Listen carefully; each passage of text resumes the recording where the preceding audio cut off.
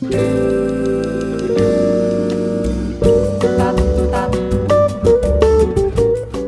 what's really exciting is starting from here on out, all the oil that we dab is going to be below 70% THC, just to make sure it's compliant. 69%. 69%. Not just a funny number, also legally compliant. Legally compliant. Wait, why is 69 funny? And we're back. Welcome to another episode of Tanner's Terp Tasting, here with Cayle at the Dabbler Depot. How's it going, man? Good. How are you, man? Happy to always be back here at the Seed-In Sesh, so doing good. Yeah. And it's Tanner's Terp Tasting, so you can't ever really have a bad time here. No, never a bad time. We haven't rated anything a 1 yet, so No? we're doing pretty good. No. Well, for those who is your first time, welcome. Our usual spiel. We do dabs here. We talk about the jars. We talk about the oil. We say yay or nay, and then put it on our patent-pending token system, 0 through 10.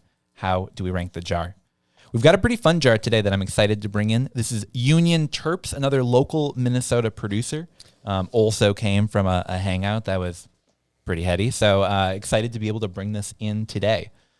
Now, Cayle, I'm excited to bring this cultivar for a number of reasons. But this is called Blockberry.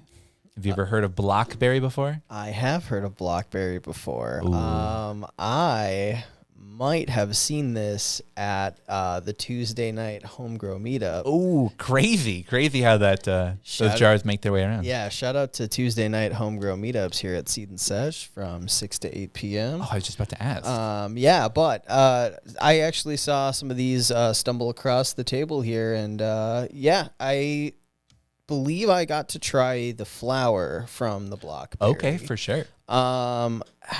But I don't know if I've tried this, but I did smell the jar prior. So yeah, I've seen this jar before, but I don't know that I've tried it. So. Well, you won't be able to say the same in about 5 minutes. Yeah, so yeah. That's the beauty of Tanner's Terp Tasting. Absolutely. We always taste the terps. Jordan, have you heard of Blockberry before? Is that a cultivar you're familiar with? Not a faintest of ideas about what that could be. Different things. So what I'm excited about Blockberry is people have heard me talk about Super Boof a lot on here. And we've sort of gotten to the point where I can't really talk about it anymore. Yeah. Well, Super Boof is actually just a cut of Blockberry. Blockberry is the original genetics. Mobile J found it, said this is Super Boof, and now it's known as that. But this is sort of the lineage that all that comes from. It's not Super Boof, so I followed the rules. I didn't bring it in. It's new year, new flavors, but getting close. All right, well, let's... You are a creature of habit, aren't you? I know. I love my terps. Well, actually, so I'll say, I bought this jar. I saw Blockberry. I went, oh, citrus, of course. And then I was sort of surprised when I opened the jar. So let's jump into the smelling of it, because I saw the name and I went, citrus blast. That's what we're going with. And alas, I don't think so. Shout out to Marcus. He commented on our last video because we shouted him out for doing the 25-second sniff. And that's what Marcus Harkis? Oh, yeah, the Marcus Harkis. All right. I'll steal that back from you, and then we'll pass it over to Jordan. What are your thoughts on that initial smell there? I'm not getting as much citrus. I'm just getting more fruit, just like fruity berry. Bingo. Yeah. And that's the part that was most surprising to me, is I think this Blockberry really leans into that sweet berry, I think is spot on side of it. Candy fumes-ish. Yeah. But not creamy citrus orange. Right, yeah. The berry is spot on, but it's like malted. It's like cereal sweetness, like fruity pebbles. Yep. But not fruity pebbles, like berry Captain Crunch. Yeah. I can see that. That makes sense. Yeah, like Tanner was saying, the candy fumes kind of smell. In essence. Mm-hmm. Oh, yeah. Well, and I got to say, this is the first Tanner's Terp where we've actually sort of done things slightly out of order. We talked about the smell without even talking about the jar that we opened up. So let's go back ever so slightly before this is weird. Try this is a weird episode. I know. For those who listen, they know this is different. For those who don't, this is different. So here's the top of the jar. Union Terps, locally made. Gotta love that. Nice, simple label on the bottom letting you know the cultivar, the micron range, and that there's 2 grams in here. And I promise I've not opened this at all since I got it, so there is actually 2 grams in there. So let's go ahead and give it a taste. Will it taste like berries? Will it taste like Berry cereal? Yeah, I saw the whole set. I know these come, if you get the whole set, they come in a fancy box. And I saw a bunch of the Union Terps jars, and it was pretty exciting. Somebody was really chasing their terps. Oh, yeah. Well, and this was fun. I picked up this jar, and they said, hey, you're on that podcast with Steve, right? I go, yeah. I go, we went to high school with Steve. So nice. Shout out to Steve's friends. All right, let's start heating this up, and we'll give her a taste. Yeah, wow, incredible color on that. Like, sometimes the rosin has sort of a thickness to it. It looks a little like it's peanut butter. Yeah, exactly. This is super light. Yeah. And all of it. Oh, yeah, we'll hold up the jar here. Looks a little slushy. Yeah. Yeah. Very slushy. Wet, as they say. Wet.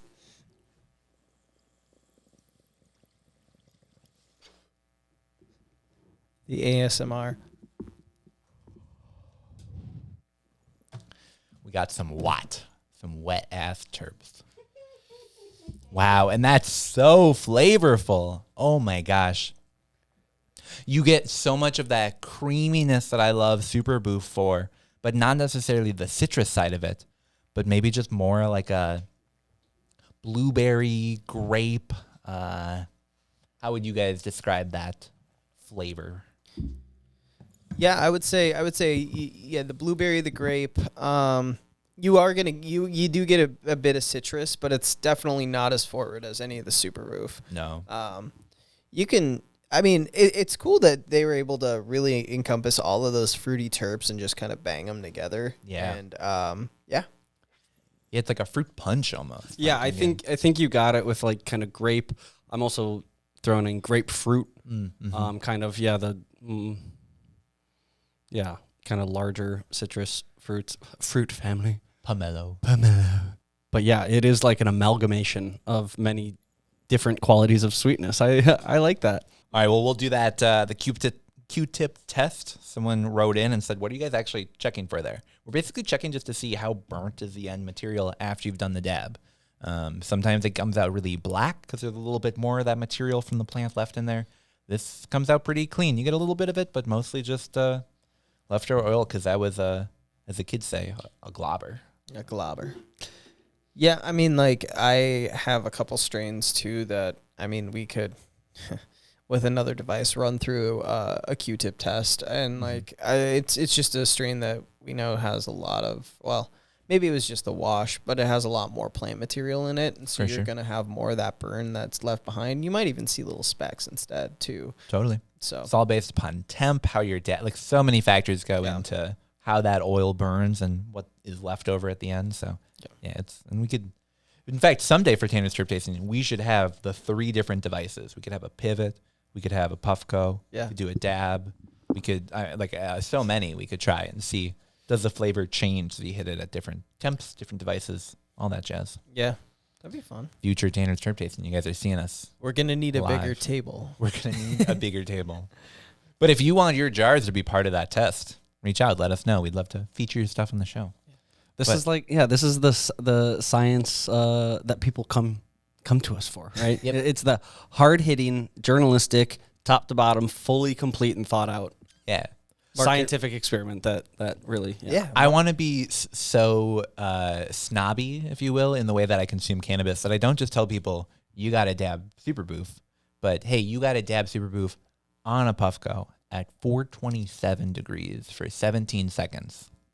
That's how you do it. Dude's talking about their 7.4% fruited smoothie seltzer sour with pineapple and mango that's been barrel aged. Yep. I'm going to do that, but with the dabs. Yeah. I'm just here for the ride.